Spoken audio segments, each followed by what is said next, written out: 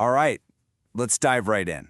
Today, we're going to explore one of the biggest transformations of our lifetime, artificial intelligence. But we're not just talking about the tech. We're going to go deeper and ask a much bigger question. What does all this AI stuff really mean for our jobs, for who and what we trust, and maybe even for how we find meaning in our lives? To really get us thinking, let's start with this really powerful idea from the philosopher Micah Goodman. It just perfectly sums up the tension at the heart of this whole AI revolution, right? For the first time ever, we've created something that isn't just another tool. It's a new kind of intelligence, and it kind of makes us question our place in the world. So, what does this new reality actually look like for you and me? Let's begin with the thing that's on everyone's mind, our jobs. So, let's tackle that big question head on. Is a robot going to take my job? Well, the answer isn't a simple yes or no. It's way more complicated than that.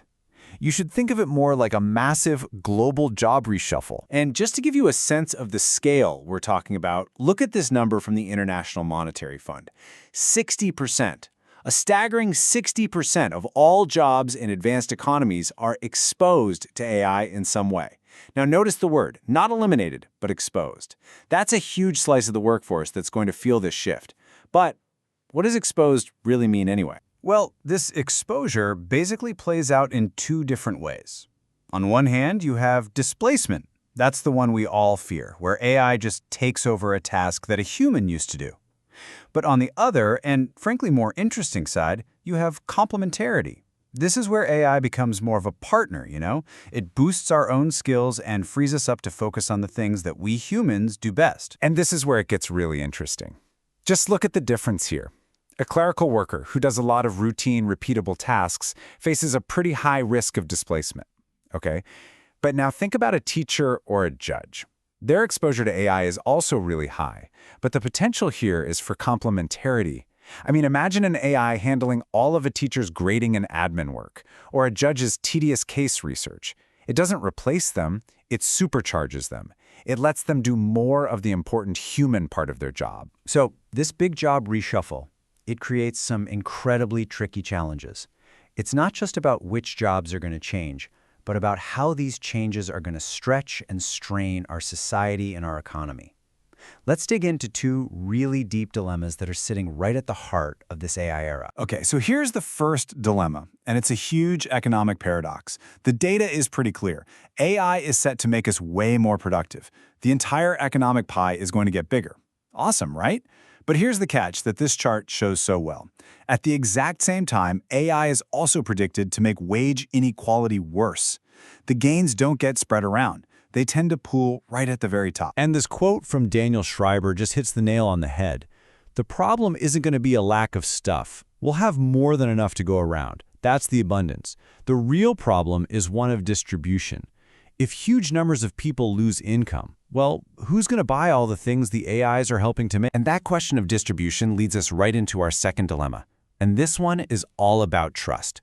We're starting to hand over really critical decisions in medicine, in finance, even in our legal system to AI. But what happens when we have no idea how it's making those decisions? This is what's known as the black box problem. You've probably experienced a tiny version of this. It's like when your GPS tells you to take some completely bizarre turn down a tiny alley. You see the input, your location, and you see the output, the instruction to turn, but the logic happening inside the box is a total mystery. And that's the tension. We want the efficiency the AI gives us, but that mysterious logic can really mess with our ability to trust it. And get this is a fantastic illustration of the danger. In one study, drone operators kept on trusting a faulty AI's recommendations even after they were specifically told the AI was unreliable. Why? Because we humans, we have this natural bias to just over-trust automation. The only thing that snapped them out of it was a specific prompt, what the researchers called a trust calibration cue, that basically forced them to stop and think for themselves. This trust dilemma isn't just a lab experiment. It is happening in the real world, right now. Just listen to this from Microsoft's CEO. He's talking about that weird feeling, that incongruence of the company doing amazingly well thanks to AI, while at the exact same time it's laying people off. You can just imagine how that kind of contradiction creates a ton of anxiety and chips away at trust. Okay, so if we're up against these really deep dilemmas of inequality and trust, what do we do? I mean, how do we respond? If AI is going to take over more and more of the technical stuff, where do we humans find our edge? The answer, it turns out, lies in what some are calling power skills. This is the fundamental shift you have to wrap your head around. The hard skills of yesterday, things like routine coding or basic data analysis, those are the exact things AI is getting great at. Our real, lasting advantage now lies in the stuff that is deeply, uniquely human. We're talking about empathy, complex negotiation, and making tough, ethical calls. These are the skills AI just can't touch. So how do we actually build these skills? Well, it means becoming a storyteller who can take a spreadsheet full of data and turn it into a story that moves people. It means practicing empathic listening, hearing what people aren't saying.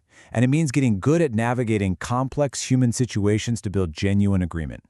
This is how we thrive with AI instead of competing against it. But look, adapting isn't just up to you as an individual. Not at all.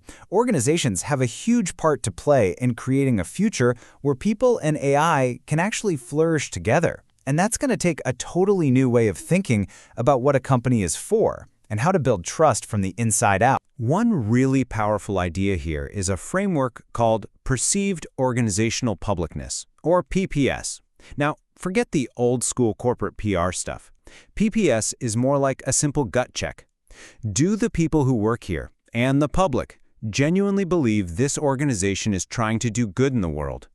When the answer is yes, that feeling of a shared mission, it builds an incredible amount of trust. And this brings us right back to that deeper, philosophical core of our journey today. As Micah Goodman suggests, when AI is poised to solve so many of our basic survival problems, our biggest challenge actually changes. It becomes a hunt for meaning. And to find that meaning, we might need to build what's called a compensating culture. For centuries, our whole work culture has been about doing. It's all about the final result. But what happens when an AI can deliver a perfect result in a split second? Well, our value has to shift to being. It means finding joy and purpose in the process itself, in the creative struggle, the teamwork, the learning.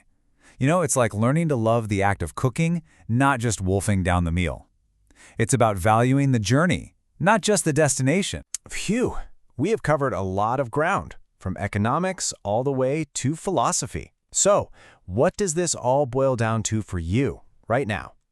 Let's break it down into some key takeaways. First for employees, and then for leaders. Okay, for every employee listening, the message is pretty clear. Number one, double down on developing those uniquely human power skills. That's your biggest asset. Two, get comfortable with being a lifelong learner. Adaptability is the name of the game. Three, learn how to critically calibrate your trust in AI. Don't just take its output as gospel. And finally, number four, actively look for meaning and satisfaction in the process of your work, not just in the finished product. Now, for the leaders and managers out there, your job is a little different. Your main role is to build an environment of trust, maybe using ideas like that perceived publicness we talked about. You absolutely have to invest in reskilling your people for this new world of human-AI teamwork. This means building a culture that genuinely values the human journey, not just the results. And maybe most importantly, you've got to create crystal clear, strong ethical rules for how AI gets used in your organization. And we'll leave you with one last question to chew on. For most of human history, progress has been all about finding better answers to our problems. But as AI gets better and better at giving us the answers, maybe our most important job becomes asking better, deeper, more human questions. If you want to dive deeper into some of these ideas, especially that concept of perceived publicness, the resources from PublicWise are a fantastic place to start. Thanks so much for joining us.